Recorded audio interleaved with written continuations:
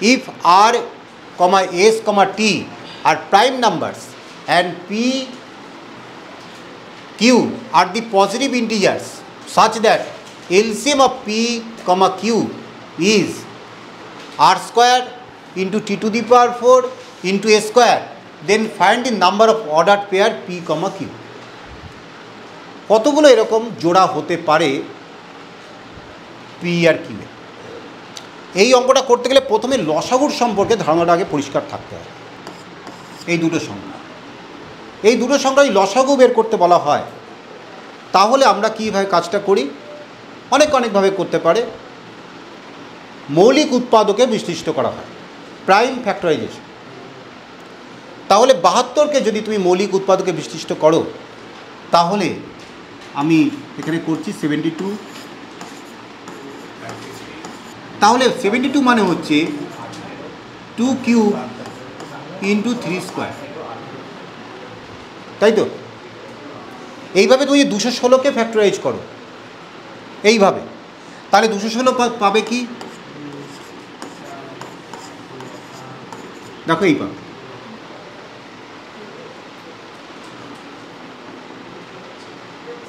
এইবার যদি লসাগু বের করতে বলা হয় তাহলে তুমি কি বলে লসাগুটা কত হবে? 2 কিউব আর 2 স্কোয়ার মধ্যে বড়কে 2 কিউব ইন্টু 3 স্কোয়ার আর 3 কিউবের মধ্যে বড়কে 3 কিউব। তাহলে এটাই তো হচ্ছে লসাগু। আমি আর একটু ভালো করে বলি। ধরো এরকম আছে 2 ইন্টু 2 ইন্টু 3 ইন্টু 3 ইন্টু 5। আর একটা সংখ্যা মনে করো 2 গুণ 2 গুণ 3 গুণ 7। এই দুটো সংখ্যাকে আগে এটা বুঝিনি, বলছি তবে কথা বলছি। এই দুটো সংখ্যাকে এভাবে মৌলিক উৎপাদক বিশ্লিষ্ট করে এইরকম দুটো পেয়েছি। তা লসাগু কী হবে?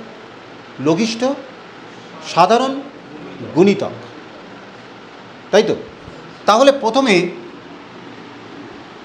আমরা এই 2 আর নিচের 2, একটা 2 লিখলাম কমন সাধারণ। তারপরে দেখো এখানেও 2 আছে, এখানেও 2 আছে, আবার একটা 2 লিখলাম। 3 আছে, 3 আছে, 3 লিখলাম। এটা কি হলো? এটা গসাগু হলো। এবার লসাগু কীভাবে করবো? এইবার 3, 5, 7 এটা গুণ করে দেবো, তাহলেই তো লসাগু হয়ে গেল। এবং সেই জন্যই তো গসাগু লসাগুর গুণফল সংখ্যা দুটোর গুণফলের সঙ্গে সমান হয়। এইটা হচ্ছে এইচসিএম, আর এলসিএম হচ্ছে 2 ইন্টু 2 ইন্টু 3 ইন্টু 5 ইন্টু 7। এইটা হচ্ছে এলসিএম। যদি দুটোকে গুণ করা হয় তাহলে দেখো সংখ্যা দুটো গুণ করলেও সেটাই পাওয়া যায়।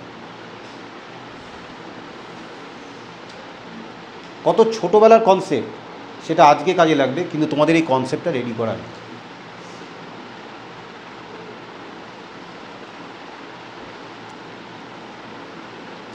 এই যে 2, 3, 5, এই যে 2, 3 সাজিয়েছি, এই যে RST আর prime numbers such that LCM of PQ equal to R square T to the power 4 A square। তার মানে P আর Q হচ্ছে দুটো সংখ্যা, P হচ্ছে 72 আর Q মনে করো 216। ব্যাপারটা এইরকম। এই P আর Qকে যদি মৌলিক উৎপাদকে বিশ্লিষ্ট করা হয়, এবার যদি লসাগু তৈরি করা হয় তাহলে লসাগুটাও ওই রকম দাঁড়ায়,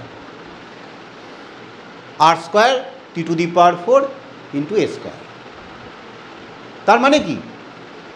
ওই পি আর কিউ এর মধ্যে মৌলিক উৎপাদকের মধ্যে আর এর সর্বোচ্চ পাওয়ার কিন্তু 2, টি এর সর্বোচ্চ পাওয়ার কিন্তু 4,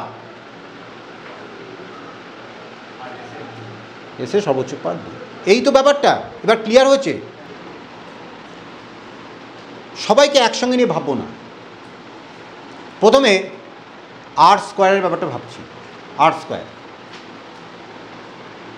পি আর কিউ এর এলসিএম, খুব মন দিয়ে দেখো ব্যাপারটা, খুব interesting. Equal to r square t⁴ into a square. এইবার এই r স্কোয়ার এই ব্যাপারটা নিয়ে আমি ভাবছি। r স্কোয়ার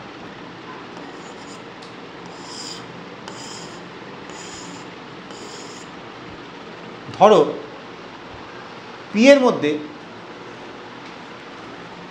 পিটাকে মৌলিক উৎপাদকে বিশিষ্ট করা হলো, পি এর মধ্যে আমি ধরো r স্কোয়ারকে পেলাম, আর কিউ এর মধ্যে পেলাম 1, তাহলে এলসিএম কত হবে? r square. এটার মধ্যে r স্কোয়ারকে পেয়েছি, এর মধ্যে পেয়েছি r, এলসিএম কত হবে? r square. আচ্ছা, এইবার এখানেও r স্কোয়ার, এখানেও r স্কোয়ার, এলসিএম কত? r square. এইবার এইটা 1, এইটা r স্কোয়ার, এর মধ্যে হতে পারে, এলসিএম r স্কোয়ার। আচ্ছা, r স্কোয়ার, এলসিএম কত? r square. তাহলে কটা উপায় তৈরি হলো? 1 2 3 4 5, 5টা উপায় তৈরি হলো। যে 5টা উপায়ে ওই অর্ডার পেয়ার পি আর কিউকে সাজানো যেতে পারে, যেখানে এলসিএমটা r স্কোয়ার বেরিয়ে আসবে। তাহলে in the following 5 cases LCM of P, Q equal to r square. মানে হ্যাঁ, r স্কোয়ার আর আরও কিছু আছে যেগুলো আমি এখন তো আলোচনা করছি না, এখন শুধু r স্কোয়ারের ব্যাপারটা আলোচনা করছি। এইবার আমরা আসবো t⁴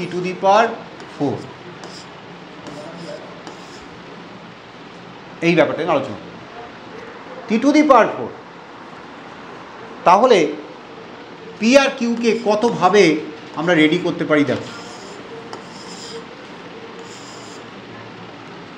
t⁴ হতে পারে, 1 হতে পারে, হতে পারে না? t⁴ হতে পারে, t হতে পারে, t⁴ হতে পারে, t স্কোয়ার হতে পারে, t⁴ হতে পারে, t কিউব হতে পারে, t⁴ হতে পারে, t⁴ হতে পারে, তাই না?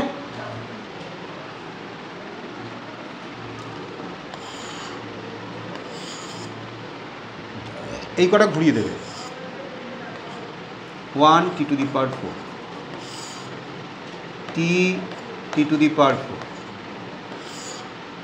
t square, t⁴, t cube, t⁴, কোনো জায়গা নেই। তাহলে টোটাল করে 9টা কেস হলো। 9টা কেসে পি আর কিউ এর এলসিএম কত দেখো? t⁴ হচ্ছে। তাহলে ইন্দি এই একই লিখবে, following 9 cases LCM of P, Q equal to box, এটা হচ্ছে t⁴। আমি আর এসের ব্যাপারটা এখানে কিন্তু বলছি, আর একটা বাকি আছে, কিন্তু সেটা তো সোজা, সেটা অলরেডি r স্কোয়ারের ব্যাপারে আলোচনা করেছি। তোমরা নিজে লিখে নাও ফটফট করে ওই a স্কোয়ারটা, ঠিক ওই আর এর কেসটার মতনই a স্কোয়ারের কেসটা সাজিয়ে নাও। 5 কেসেস হবে এবং সেটা ওই আর না লিখে এস লিখবে, আর এর জায়গায় এস লিখবে। Number of ordered pairs equal to 5 into 9 into 5।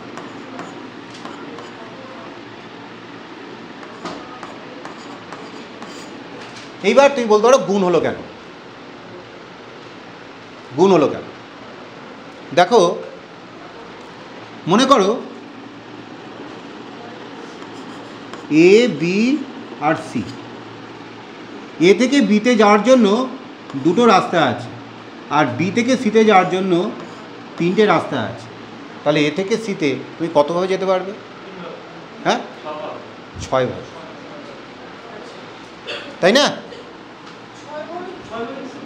এই রাস্তা দিয়ে গেলে গিয়ে এই গেলে, বা এই রাস্তায় গিয়ে এইখানে গেলে, বা এই রাস্তায় গিয়ে এইখানে গেলে, 3 ভাবে হলো। আর এটা দিয়ে গিয়ে এইটা দিয়ে গিয়ে এটা দিয়ে গিয়ে 3 3 6।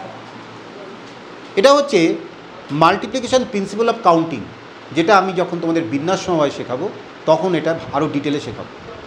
গুণন নীতি, গণনার গুণন নীতি, একাধিক প্রক্রিয়া। ধরো প্রথম প্রক্রিয়া যদি দুভাবে করা যায়, আর সেই দুভাবে যে করা যায় তার প্রত্যেকটা প্রক্রিয়ার জন্য পরবর্তী আর একটা প্রক্রিয়া যদি 3 ভাবে করা যায়, তাহলে দুটো একসঙ্গে 6 ভাবে করা যায়, 2 গুণ 3 করে।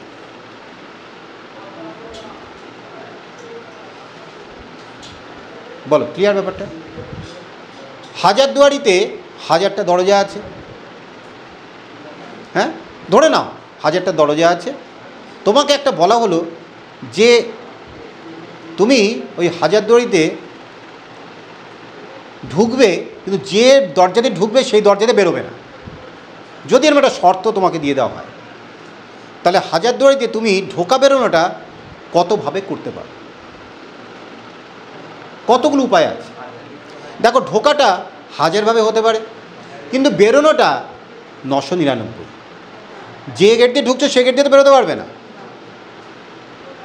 তাহলে টোটাল ঢোকার বেরোনোটা 1000 × 999 এতভাবে করা যেতে পারে। ঠিক আছে? তাহলে এই যে নাম্বার অফ অর্ডার পেয়ার্স,